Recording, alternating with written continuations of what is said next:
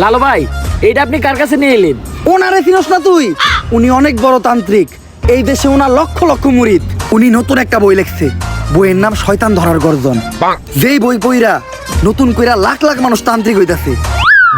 কিন্তু লালু ভাই, আশেপাশে তো কোনো তান্ত্রিক বা মুরিদ দেখতেছি না। আরে ওগুলা তো সব ফেসবুক আর টিকটকে। বাবা, সঞ্জনা নামের এক আত্মারে আমার ধরতে হইব বাবা, আপনি আমার সফল হওয়ার একটা উপায় দেন। যদি সফল হতে চাও তাহলে আমার লেখা এই বইটি নাও, শয়তান ধরার গর্জন। এই বইটি নেওয়ার সাথে সাথেই তোমার জীবনে থাকবে না কোনো অর্জন। আমি কথা দিয়ে কথা রেখেছি, শয়তান আসেনি তো ফিরে। আমি শয়তান তাড়ানো গল্প লিখেছি আমার সারাটি জীবন ধরে। আমি অন্ধকারে মোমবাতি জ্বালিয়েছি, তবুও পাইনি ভূতের খোঁজ। আমি ভূতের অপেক্ষায় ছিলাম, ভূত নিজেই হয়েছিল নিখোঁজ। শয়তান ধরার গর্জন, পৃষ্ঠা নাম্বার চুদলিংপং।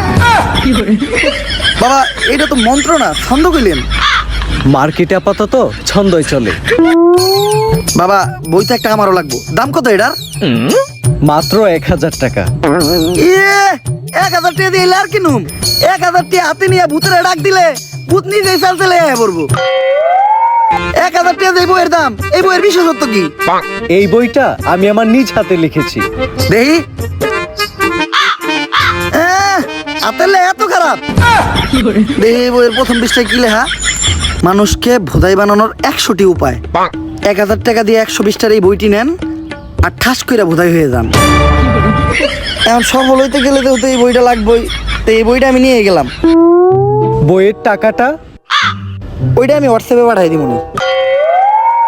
গুরু, আজকের থেকে আপনার লেখা এই বইটা পইরাই আমার শয়তান ধরার যাত্রা করলাম শুরু। শয়তান ধরার গর্জন, পৃষ্ঠা নাম্বার চুদলিংপং।